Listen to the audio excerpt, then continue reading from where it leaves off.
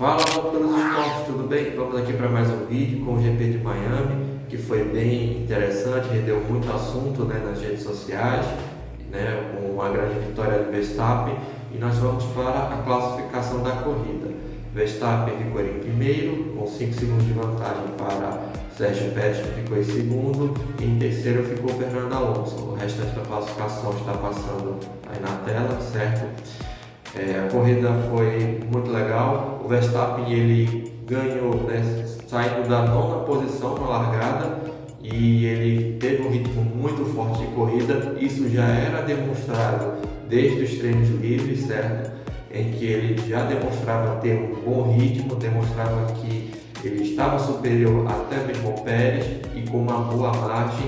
Então eu vi assim, muita gente descartando a vitória do Verstappen no domingo, achando muito difícil. De fato, o Pérez ganhou uma grande fase, mas o Verstappen já demonstrava que iria ser combativo nessa corrida e que não iria ser fácil para o Sérgio Pérez, né? A estratégia para o Verstappen foi um pouco diferente da maioria dos pilotos, né? Ele largou os pneus duros, né? Ele fez ali umas 45 voltas praticamente, né?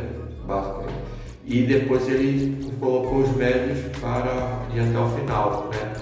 Ele escalou o pelotão de início, ficou atrás do Pérez. O Pérez, né, na volta 17, né, optou por fazer o pit stop, né, colocando os pneus duros, e aí o Verstappen ficou com pista livre, né, de cara para o vento, e aí ele manteve vantagem estável em relação ao Pérez, e quando ele colocou os pneus médios, aliás, faltando ali umas 12 voltas para o final, ele só precisou tirar ali alguns segundos e o pneu tão melhor do que o Pérez, que acabou ali tendo que fazer uma ultrapassagem. Ele até tentou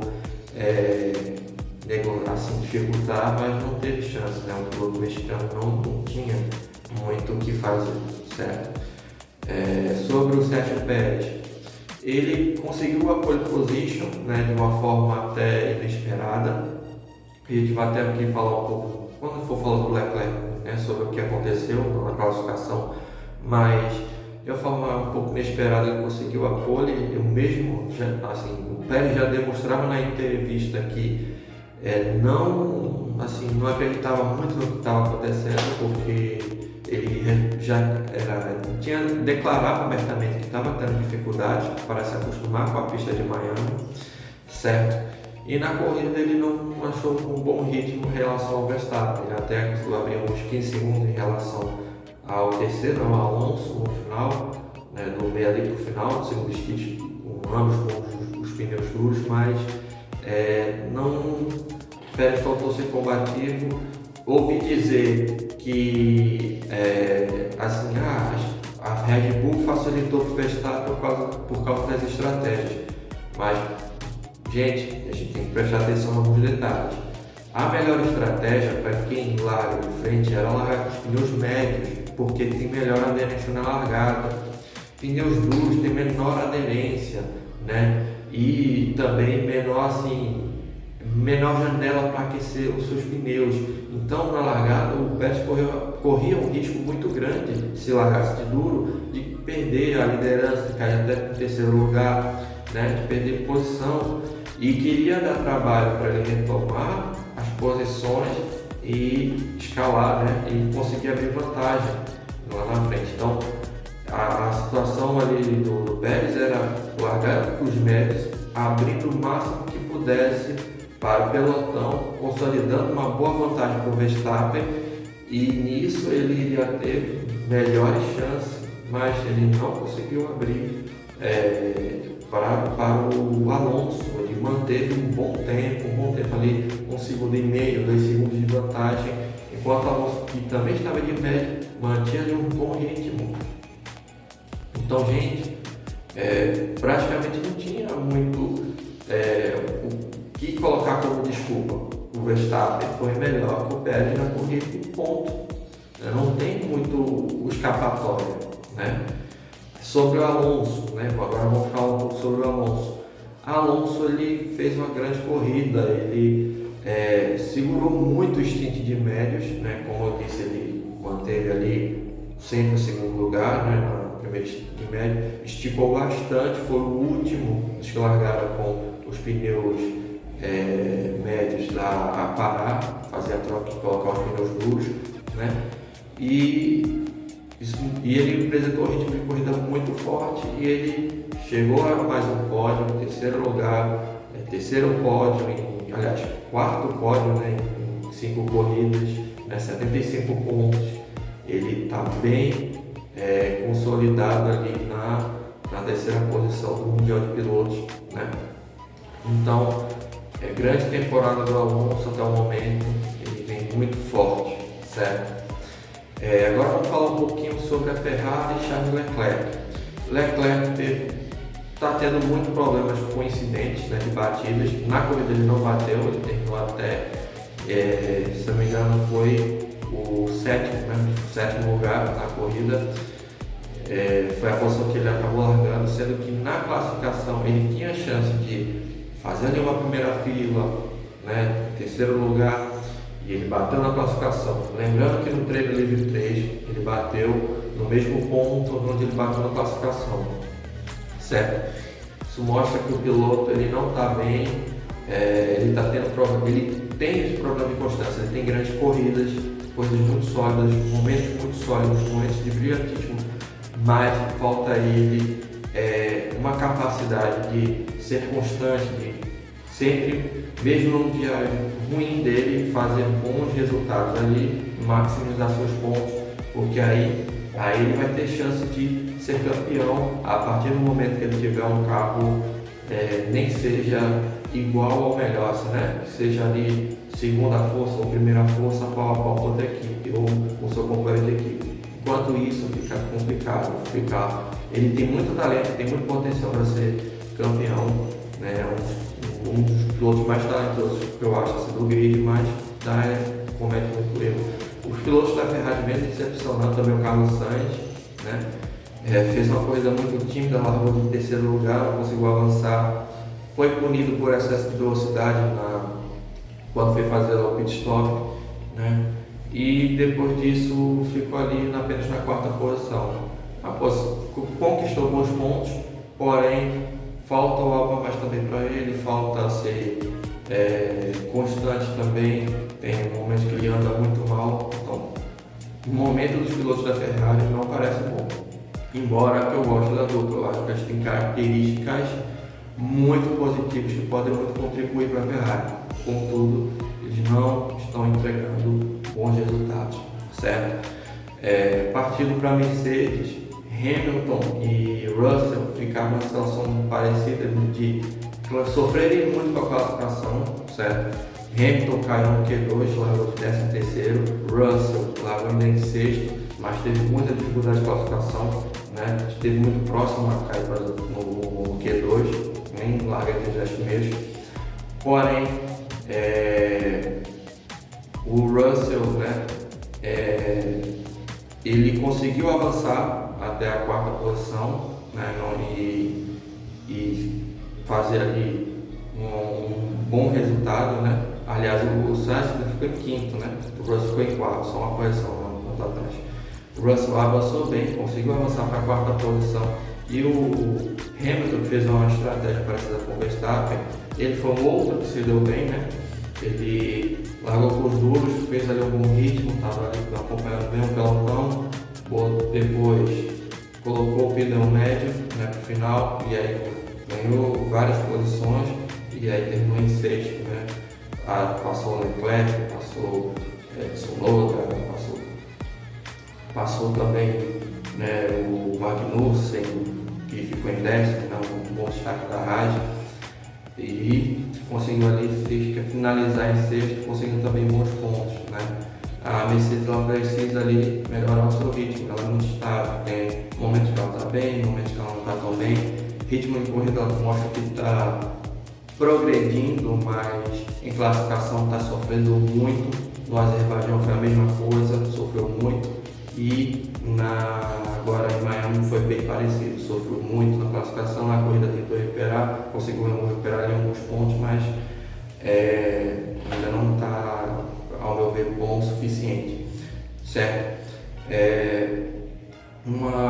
Um destaque também é o Magnussen, que largou em quarto com a Haas, né? Uma corrida em casa para a equipe Haas americana. O Magnussen ele conseguiu fazer a quarta posição na classificação, porém na corrida, infelizmente, acabou caindo para décimo, porque a Haas não tem um bom ritmo de corrida, não apresentou um bom ritmo de corrida, certo? O Magnussen se aproveitou bem também na bandeira vermelha que o Leclerc causou. A bandeira vermelha prejudicou o Verstappen, né? Prejudicou o próprio Ocon também, que não fez uma boa volta, prejudicou o Bottas, que largou de décimo, né? Que não tinha feito tempo também. Então, o Magnussen se aproveitou disso e conseguiu pelo menos um pontinho para a equipe, né? Sobre a corrida, no geral, né, um comentário que eu quero fazer é que eu ouvi muita gente falando que a corrida foi chata, que não foi legal. Gente, eu achei a corrida bem legal, assim, mediana, a expressão correta é mediana, certo?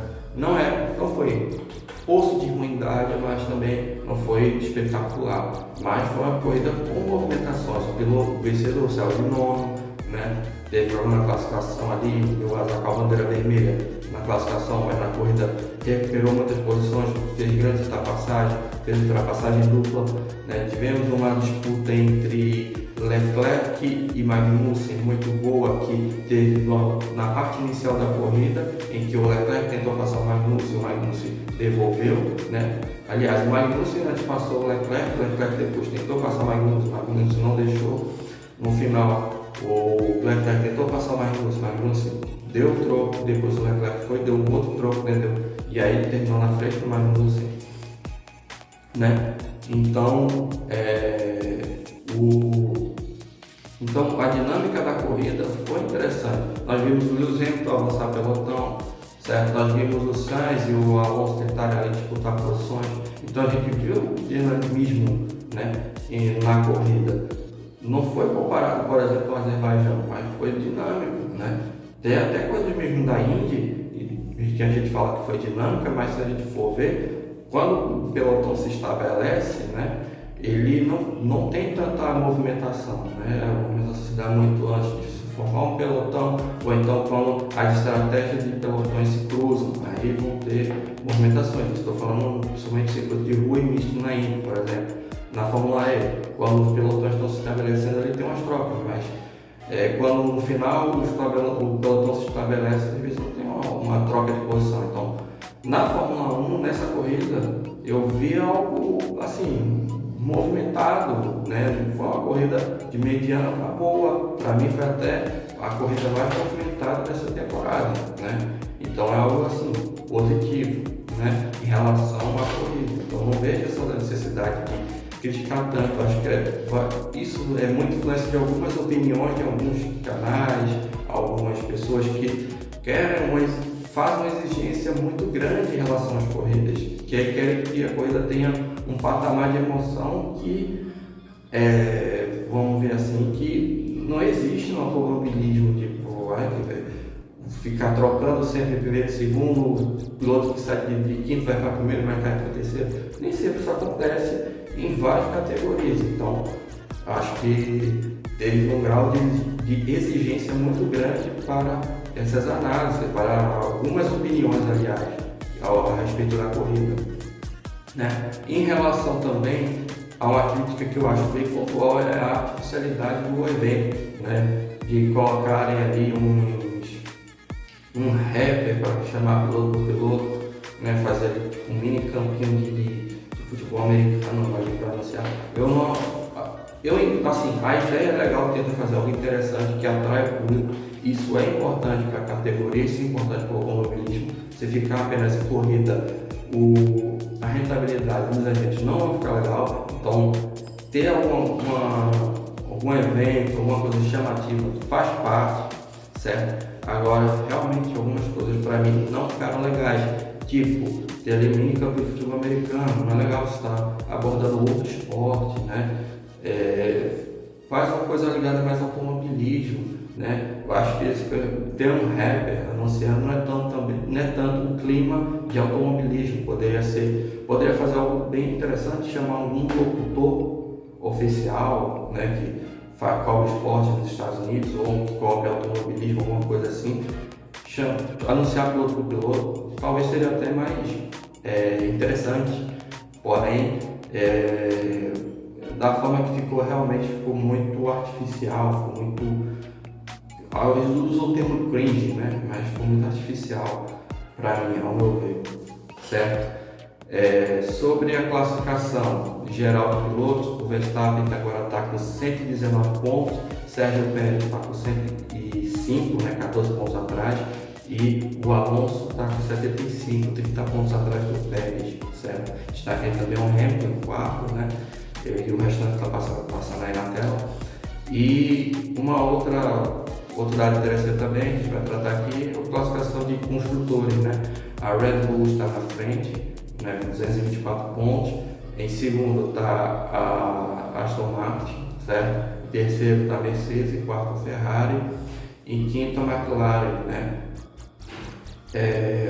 A Red Bull está com uma vantagem colossal, já é praticamente 120 pontos, são quase 3 corridas, né, de vantagem. Se a Aston Martin fizer dobradinha nas 2 corridas e a Red Bull quer ganhar em 3 corridas seguidas, só assim que a Aston Martin chegar a ganhar na Red Bull, então está uma diferença muito colossal, certo? A McLaren, ao meu ver, também, um comentário aqui, a McLaren ela decepcionou nessa corrida, ela andou lá atrás sempre, né? A McLaren está capengando, o Bahrein foi muito mal, agora recuperou ali alguns pontos, né? Está brigando pela Alpine, pelos quinto e sexto, né? No caso, pelo quinto lugar no Mundial de Construtores, mas a McLaren nessa corrida ela andou muito mal, andou lá atrás, ela está muito constante, a Alpine também, mas a Alpine eu noto que pelo menos lá fica ali no meio do pelotão, tenta fazer alguma coisa. A McLaren tem altos e baixos muito grandes, certo? Se você gostou desse vídeo, né, deixa o seu like, se inscreva no canal, compartilha com seus amigos, né? Se tem algo a acrescentar, se você discorda de opinião, pode deixar nos comentários, estou aqui para lhe ouvir, né? E a gente aqui ter uma comunicação, uma sinergia. Então, para mim, assim, você comentar algo, para mim é de grande valia. Então, muito obrigado.